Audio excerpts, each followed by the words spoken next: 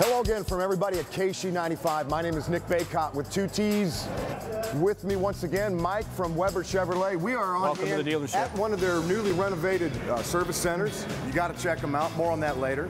But we're going to talk about winterizing your car right now. So Mike, tell us what we need to know. Number one fluid to worry about is your good old windshield washer jug antifreeze. The stuff is available from us during the winter. We kind of up the alcohol content because we want that stuff to help us melt that frost and junk off the windshield. It's always been never easy than anything else than just popping it and filling it until it splashes out. It does no harm, no foul.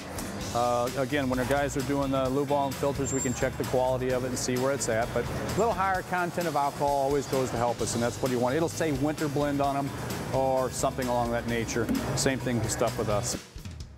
And like anything else, we've become dependent on these for getting in and out of the car. Most folks don't put a key in the ignition or in the door anymore.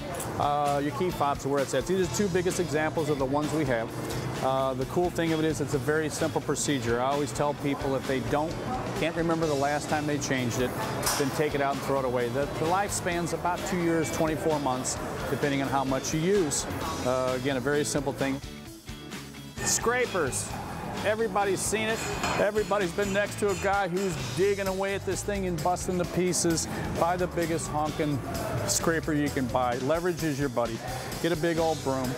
Common sense. I know it's a silly thing, but it's not. Little rock chips can develop that you won't see. And if you come into it at 45 degrees and you're putting some force in it, the windshield can smash. Glass has never been thinner. We've got a layer of glass, a little bit of plastic, and more glass. And it is very, very susceptible to things like this. So use good old common sense. One of the biggest things that we run into is refreeze. Regardless how new your car is, how old your car is, the weather strip that seals the door to the car, keeps wind and junk out, ages.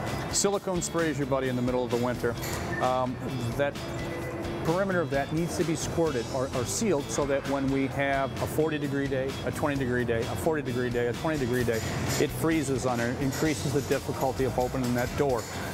Don't spray it directly on the weather strip because it gets all over the thing, just goes, it's horrible to clean off. Put it on a nice clean rag, shoot it until it's just kind of dripping, saturated. We wipe it down real good, let it dry just a little bit, and then wipe it down again. It's going to go a long way to repel water and salt and junk so that the door doesn't freeze.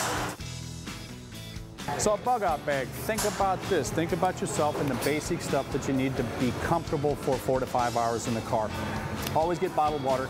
Gloves, those cheapo jersey gloves, you can buy a bag of them. You can throw them away, who cares? But a lot of times folks don't have them in the winter. You should, but you don't. Good old basic stuff so that you can survive. Not a survivalist kind of thing. Just be comfortable during that time because there's things, again, beyond your control. Just be prepared. Be aware. Have your car in tip-top shape. Stay with the car. And I've seen people get stranded in the wintertime without the proper clothing.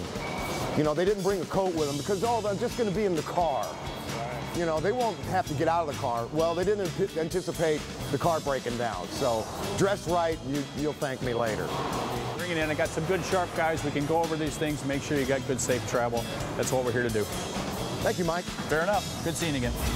Another reminder about the Weber Chevrolet smartphone app. With a couple of clicks on a couple of buttons, you get your appointment scheduled, and you're safe, and you got a lot of peace of mind.